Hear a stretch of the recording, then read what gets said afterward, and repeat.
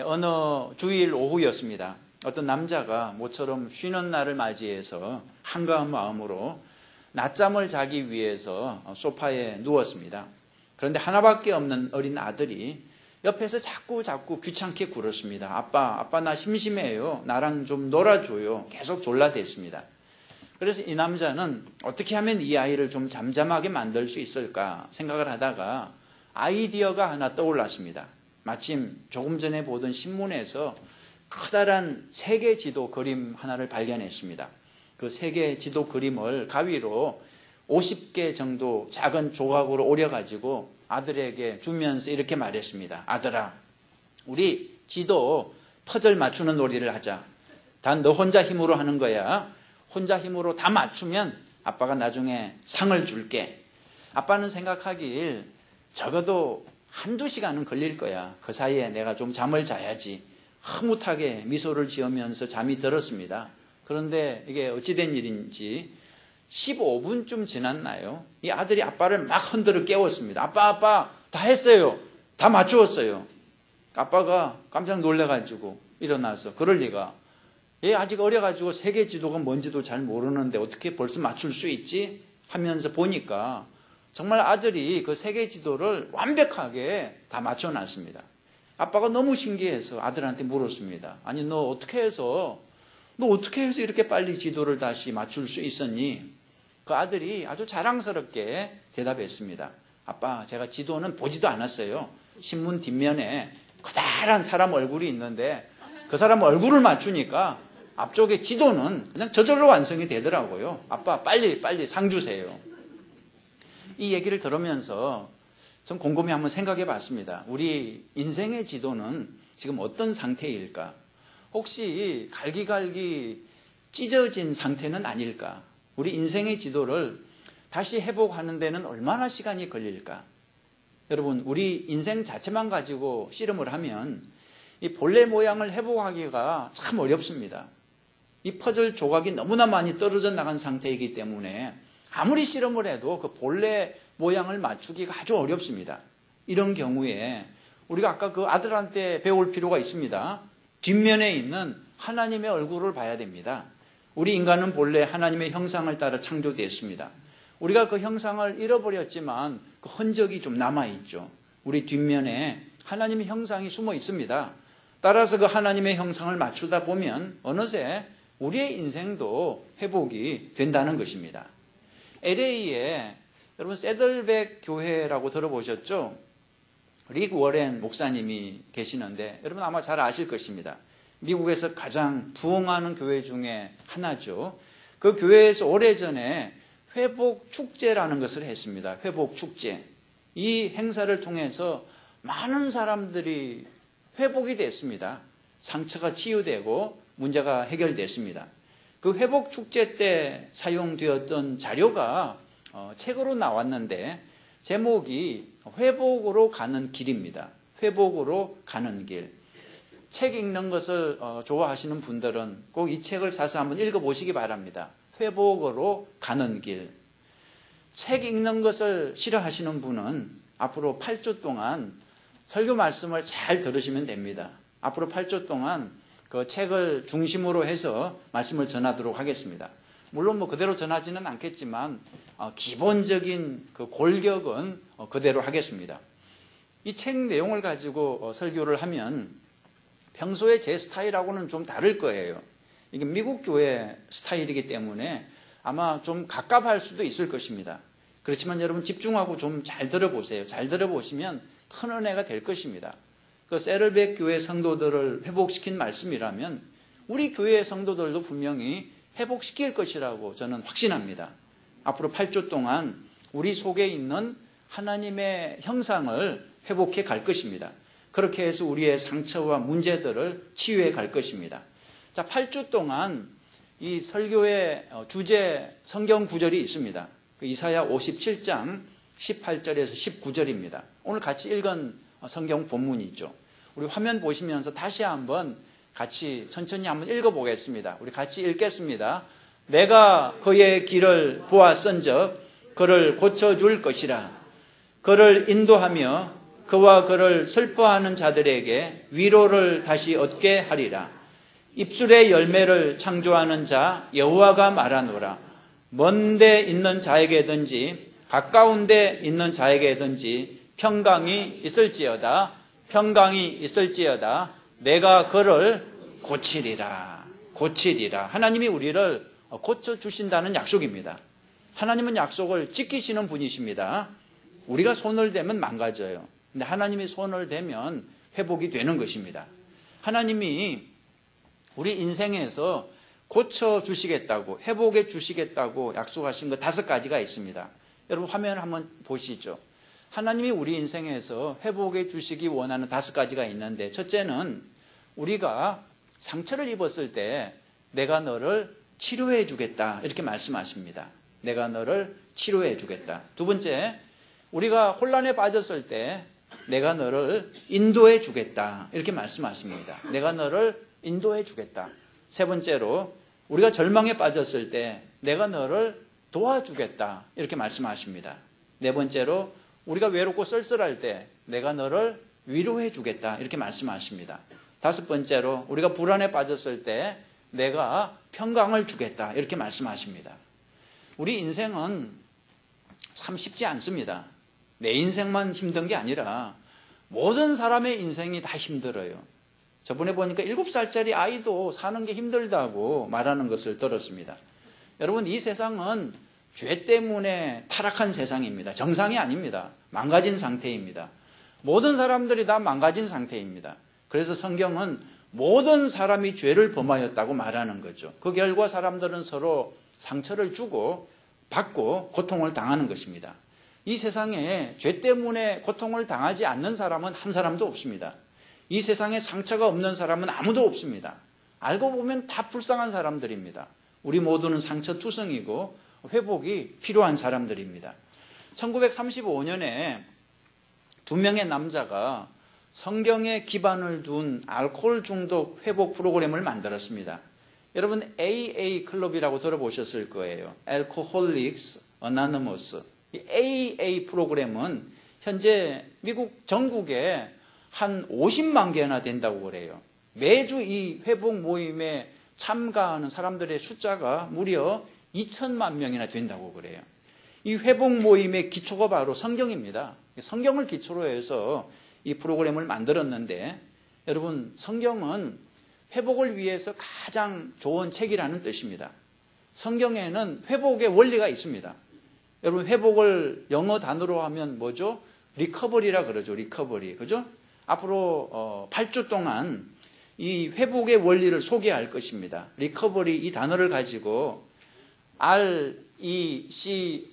RECOVERY 이 8개 스펠을 가지고 회복의 원리 8가지를 소개할 것입니다.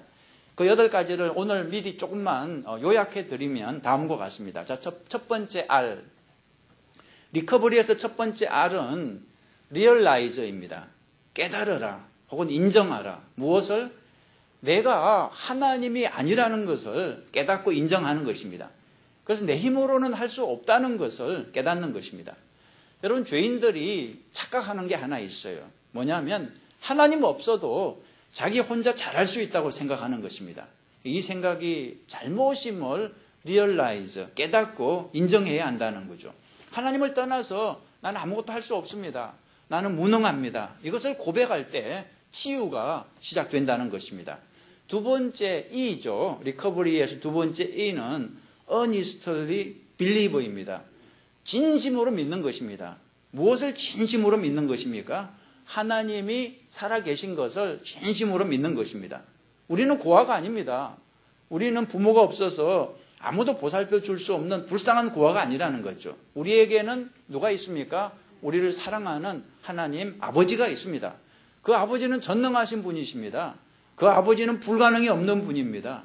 우리는 하나님께 너무나 소중한 자녀이고 하나님은 능히 우리를 도우실 수 있는 그런 분임을 믿을 때 회복이 일어난다는 거죠. 자, 세 번째 C는, 리커버리에서 세 번째 C는 consciously choose to commit입니다. consciously choose to commit. 전적으로 예수님을 의지하는 것, 예수님의 돌보심과 예수님의 다스리심에 나를 맡기는 거죠. 내 힘으로 내 마음대로 할 수 있다는 고집을 내려놓고 하나님의 뜻에 겸손하게 순종할 때 이 치유하시는 하나님의 능력을 체험할 수 있습니다. 네 번째 O, 리커버리에서 네 번째 O는 openly examine and confess. 나의 잘못을 고백하는 거죠. 여러분, 치유를 위해서는 반드시 이 과정을 거쳐야 된다 그래요. 공개적으로 내 잘못을 인정하고 고백하는 과정을 거쳐야 된다는 거죠. 다섯 번째 V는, 리커버리에서 다섯 번째 V는 voluntarily submit. 하나님 보시기에 잘못된 것은 내가 다 고치겠다고 결심하고 겸손하게 하나님께 도움을 구하는 것입니다. 여섯 번째 E는 리커버리에서 여섯 번째 E는 evaluate입니다. 평가하는 것인데 관계를 평가하는 것입니다. 나와 다른 사람의 관계를 평가하는 거죠. 관계를 평가하는 목적이 있습니다. 나에게 상처 준 사람이 있으면 용서하기 위해서, 그리고 내가 상처 준 사람이 있으면 용서를 구하기 위해서 관계를 평가하는 것입니다. 일곱 번째 R, 리커버리에서 일곱 번째 R은 reserve입니다. 그러니까 시간을 따로 떼어 놓는 거죠. 시간을 따로 떼어서 묵상의 시간을 갖는 것입니다. 하나님을 개인적으로 만나는 시간을 가지는 거죠. 묵상의 시간을 통해서 하나님을 더 깊이 알아가고 나에게 주신 사명을 깨닫고 하나님의 뜻을 따를 수 있는 힘을 얻는 거죠. 우리의 상처가 회복되기 위해서는 반드시 하나님과 날마다 함께 보내는 이 경건의 시간을 가져야 됩니다. 마지막 여덟 번째 Y가 뭐죠? 리커버리에서 마지막 여덟 번째 Y는 yield입니다. 하나님의 인도를 이제 따라가는 겁니다. 나를 치료하시고 회복하신 하나님이 장차 나를 어떻게 사용하실지 하나님의 인도를 따라가는 것입니다. 회복된 나를 통해서 하나님은 장차 또 다른 사람을 회복하실 것입니다. 앞으로 8주 동안 이 8개 원리를 자세히 살펴보도록 하겠습니다. 이게 원래 미국 교재이기 때문에 좀 약간 좀 불편할 수 있지만 여러분 잘 말씀을 잘 들으시고 순종하면 놀라운 회복을 경험할 수 있을 것입니다. 여러분 회복을 사모하고 또 기대하시면서 앞으로 이 8번의 말씀을 잘 받아보시기 바랍니다. 자, 오늘은 첫 번째입니다. 회복의 첫 번째 원리. 첫 번째 R 무엇이라고요? realize, 깨달아야 한다는 거죠. 여러분 치유 과정에서 첫 번째는 치유가 필요함을 내가 깨달아야 됩니다. 인정해야 됩니다. 나는 치유가 필요한 사람이다. 이것을 인정해야 됩니다. 한번 따라해 보시죠. 나는 치유가 필요하다. 여러분 이 사실을 인정하셔야 돼요. 이 사실을 인정해야 치유가 시작되는 거죠. 이 사실을 인정하지 않으면 치유받을 수 없습니다. 여러분 회복이 불가능한 사람은 어떤 사람입니까? 자기 문제를 인정 안 하는 사람은 회복이 안 됩니다. 자기 문제를 인정하지 않는 사람은 의사를 찾아가지 않죠. 그 병을 치료할 수 없습니다. 자기에게 문제가 있다는 것을 인정할 때 그 사람은 치유를 받을 수 있는 것입니다. 여러분 가운데 혹시 알코올 중독자 모임에 가 보신 분 계세요? 알코올 중독자 모임에? 여러분은 개인적으로 안 가 보셨을지 모르겠지만, 저는 가봤습니다. 제가 중독이 돼서 가본 건 아니고, 신학교 다닐 때, 거기 가서, 소위 구경하는 그런 프로그램이 있어요. 그래서 거기 가서 그 사람들이 어떻게 알코올 중독을 치유하는지 그런 것을 다 보게 하더라고요. 거기 가면 첫 번째로 인정하는 게 뭐냐 그러면 나는 알코올 중독자입니다. I am an alcoholic. 그렇게 고백을 하더라고요. This is my first day of no alcohol. 자기가 알코올 중독자인 것을 인정하면서 그 프로그램을 시작하더라고요. 그걸 인정하지 않으면 절대로 치유가 일어나지 않습니다. 여러분 우리의 치유를 위해서 첫 번째로 필요한 것은 내가 인간이라는 것을 인정해야 됩니다. 내가 하나님이 아니라는 것을 인정해야 됩니다. 성경은 말하길 모든 인간은 죄인이라고 말해요. 그죠? 의인은 없나니 하나도 없으며. 그죠? 나는 인간이고 또한 죄인이라는 사실을 인정해야 됩니다. 나는 인간이고 무능하다는 사실을 인정해야 됩니다. 어떻게 무능합니까? 내 문제를 내가 다 해결할 수 없다는 사실을 인정하셔야 됩니다. 나는 도움이 필요한 존재라는 것을 인정해야 됩니다. 그래야 치유를 받을 수 있습니다. 혹시 여러분 가운데 속으로 지금 나는 아무 문제가 없어. 내 인생은 아무 문제가 없어. 내 인생은 내가 다 알아서 내가 다 처리할 수 있어. 이런 분이 혹시 계십니까? 그런 분이 계시면 제가 한번 질문을 드릴게요. 다음 질문에 하나라도 예스라고 대답이 나오면 문제가 있는 사람입니다. 도움이 필요한 사람입니다. 제가 질문해 볼게요. 자, 첫째, 잠을 자고 싶은데 여러 가지 이유 때문에 잠을 못 잘 때가 혹시 있지 않으세요? 대답해 보세요. Yes, no. 배가 고프지 않은데 그런데도 음식을 먹은 적이 혹시 있지 않으세요? 운동해야 하는 줄 알면서도 운동을 하지 않은 적이 혹시 있지 않으세요? 해야 할 일이 있다는 거 뻔히 알면서도 자꾸 미루면서 하지 않을 때가 있지 않으세요? 잘못인 줄 알면서도 유혹에 빠질 때가 있지 않으세요? 이기적인 게 나쁘다는 걸 알면서도 이기적으로 행동했던 적이 있지 않으세요? 정직하게 대답하세요. 내가 원하는 대로 일이 잘 안 풀리는 경험을 한 적이 있지 않으세요? 다 예스네요, 뭐. 다 예스네. 솔직히 다 예스죠, 뭐. 이 질문들 중에서 하나라도 예스라고 대답했다면 여러분은 신이 아니라 인간이란 뜻입니다. 인간이란 뜻이에요. 도움이 필요하고 회복이 필요하다는 뜻입니다. 여러분 위에 질문한 이 7가지를 한 단어로, 한자로 요약하면 그게 뭔지 아세요? 죄입니다, 죄. 죄가 우리를 온갖 문제에 빠지게 만드는 것입니다. 죄는 우리를 유익한 길로, 행복한 길로 인도하는 것이 아니라 해로운 길로, 불행한 길로 인도하는 것입니다. 여러분 잠언 14장 12절에 보니까 죄 때문에 잘못된 길로 가는 사람에 대해서 이렇게 말하고 있습니다. 어떤 사람은, 어떤 길은 사람이 보기에 바르나 자기가 생각하기에는 똑바로 간다고 생각하는데 오히려 필경은 사망의 길이니라. 자기 딴에는 바른 길로 간다고 생각하지만 사실은 사망의 길로 가고 있다는 것입니다. 인간에게는 바른 길로 갈 수 있는 능력이 없다는 것입니다. 여러분 옛날에 한국에서 오래된 유행가 중에 이런 노래 기억하세요? 안 되는 줄 알면서 왜 그랬을까? 기억하세요? 그게 70년대인지 60년대인지 모르겠는데 안 되는 줄 알면서 왜 그랬을까? 하여튼 다른 부분은 하나도 생각이 안 나는데 딱 그 부분이 생각이 나요. 안 되는 줄 알면서 왜 그랬을까? 왜 이 부분이 생각이 나죠?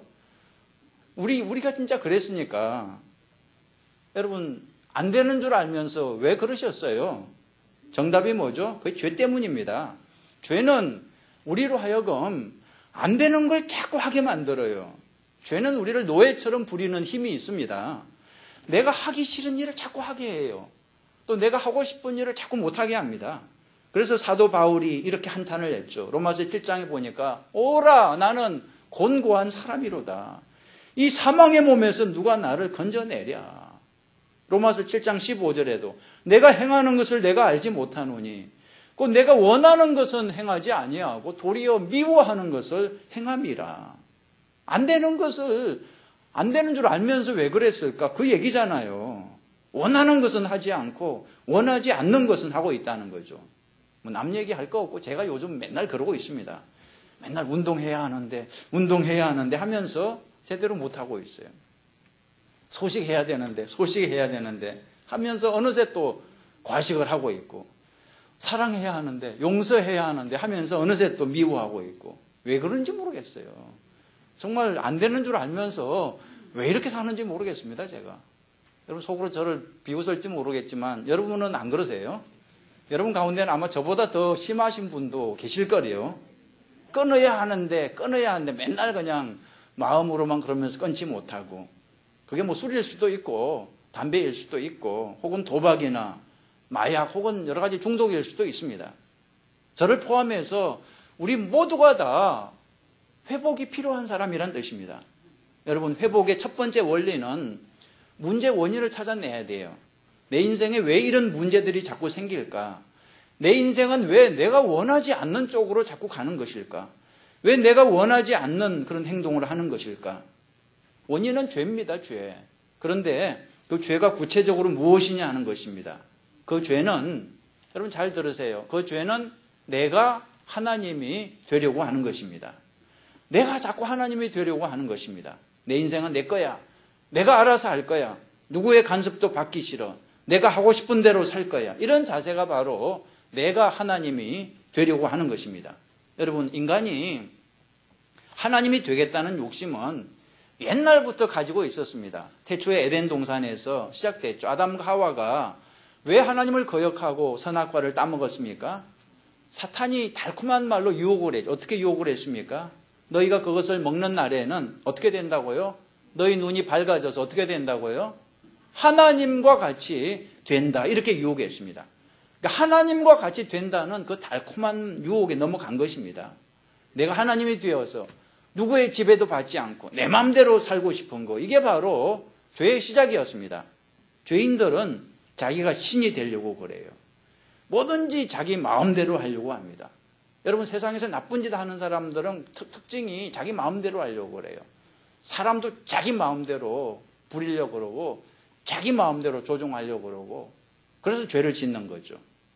내 자식도 내 마음대로 하려고 그러고 내 남편도 내 마음대로 하려고 그러고, 교인들은 목사를 내 마음대로 하려고 그러고 목사는 교인을 내 마음대로 하려고 그러고, 하여튼 이 세상 천지 만물이 다 내 마음대로 돼야 된다. 내 마음대로 안 되면 화를 내고 싸움을 하는 것입니다. 그래서 모든 문제가 다 발생하는 거 아니겠습니까? 서로 내 마음대로 하려고 하니까 충돌하죠. 부모와 자녀가 충돌하고 남편과 아내가 충돌하고 또 목사와 교인이 충돌하고 나라와 나라가 충돌하고, 그러면서 서로 너 때문이라고 그렇게 말하면서 싸우고 상처를 주고받는 것입니다. 자, 우리가 하나님 행세를 할 때 발생하는 문제가 4가지 있습니다. 우리가 하나님 행세를 할 때 발생하는 문제 4가지. 첫째가 무엇입니까? 빈칸을 한번 채워보시죠. 내가 하나님 행세를 할 때 발생하는 문제. 첫째는 두려움입니다. 두려움. 창세기 3장 10절에서 아담이 말했죠. 내가 벗었으므로 두려워하여 숨었나이다. 여러분, 죄를 짓고 나서 생기는 최초의 감정은 두려움입니다. 그 두려움 때문에 아담이 숨었죠. 아담은 무엇이 두려웠을까요? 자기 죄가 드러나는 게 두려웠던 거죠. 자기 정체가 드러나는 게 두려웠던 거죠. 죄인은 항상 마음에 두려움이 있습니다. 어떤 두려움입니까? 자기 죄가 드러날까 봐. 여러분, 거짓말하는 사람은 항상 두려움이 있습니다. 뭐가 두려운가요? 자기 거짓말이 드러날까 봐 두려워하는 거죠. 자기는 진짜가 아니라 가짜라는 것이 드러날까 봐 두려워하는 것입니다. 여러분, 하나님인 척하는 사람은 다 가짜입니다. 하나님이 아닌데 하나님인 척하는 사람은 다 가짜입니다. 가짜가 진짜 행세를 하기 때문에 항상 마음에 두려움이 있는 것입니다. 꿈을 꾸어도 자기 정체가 드러나는 꿈을 꾸는 거죠. 자기 본 모습은 나약한 인간에 불과한데 그 사실을 사람들이 알게 될까 봐, 그렇게 되면 너무나 자존심이 상하고 비참해지기 때문에 그걸 두려워하는 것입니다. 자, 두 번째로, 우리가 하나님 행세를 할 때 두 번째로 생기는 문제는 좌절입니다. 하나님 행세를 하면 반드시 좌절에 빠집니다. 왜 그럴까요? 모든 게 내 뜻대로 되면 떳떳하게 계속해서 하나님 행세를 할 수 있겠죠. 근데 내 뜻대로 안 되니까 절망에 빠지는 것입니다. 내 인생은 내 거야. 내가 알아서 할 거야. 내 자식도 내 거야. 내가 알아서 할 거야. 내 마음대로 할 거야. 내 사업도 내 거야. 내가 알아서 할 거야. 이런 마음을 가지고 있는 사람은 반드시 좌절에 빠지게 됩니다. 내 뜻대로 안 돼요. 해보니까 안 되거든요. 그렇기 때문에 절망하고 좌절하게 되는 것입니다. 세 번째로, 하나님 행세를 하는 사람은 어떤 문제에 빠지냐 그러면 피로에 빠집니다. 피로. 사람이 하나님 행세를 하면 참 피곤해집니다. 내가 모든 것을 다 알아서 해야 하니까 하루 종일 바쁘고 머리가 쪼개질 듯이 아프고 몸과 마음의 안식이 없는 것입니다. 여러분, 생각해 보세요. 내가 하나님이라면 얼마나 바쁘겠습니까? 공중에 그 많은 새들 그 먹는 거 다 신경 써야죠. 또 들에 그 꽃 피고 지는 거 그거 다 신경 써야죠. 아침에 해가 뜨고 지는 거 그것도 다 신경 써야죠.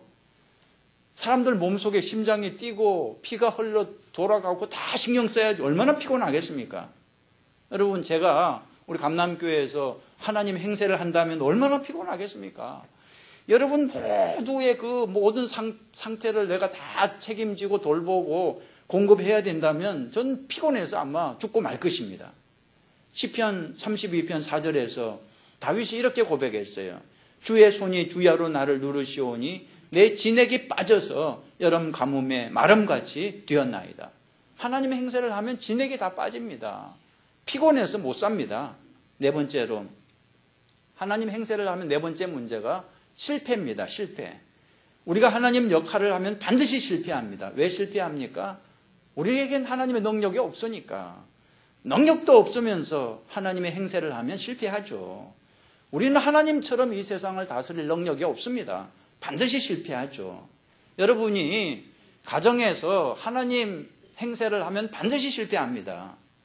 내 자식은 내가 다스린다 생각하면 반드시 실패합니다. 내 남편, 내 아내, 내가 다스린다 생각하면 반드시 실패합니다. 여러분, 하나님 행세를 오래 하면 할수록 실패도 커지게 될 것입니다. 하루라도 빨리 하나님의 자리에서 내려오시기 바랍니다. 그래야 실패를 면하게 되는 거죠. 잠언 28장 13절에 자기의 죄를 숨기는 자는 형통하지 못하나 죄를 자복하고 버리는 자는 불쌍히 여김을 받으리라 그랬습니다. 더 이상 하나님의 행세를 하지 말고 인간인 것을 인정하고 고백하시기 바랍니다. 지금부터 해결책을 말씀드립니다. 여러분, 회복의 첫걸음은 내 힘으로 할 수 없다는 것을 인정하는 것입니다. 내 약점, 한계를 솔직히 인정할 때 치유될 수 있다고 성경은 말씀합니다. 여러분, 세상에는 우리를 속이는 말이 참 많이 있습니다. 참 그럴듯하고 멋진 말인데 사실은 우리를 속이는 말이 많이 있습니다. 예를 들어 이런 말입니다. 스스로 일어나라. 남에게 의지하지 말고 스스로 너의 발로 일어나라. 이 말은 참 멋진 말입니다. 이 말이 옳을 때도 종종 있습니다. 독립심이 우리 인생에서 필요할 때가 많이 있죠. 독립심이 없으면 남에게 피해만 주는 인생이 되고 말 것입니다.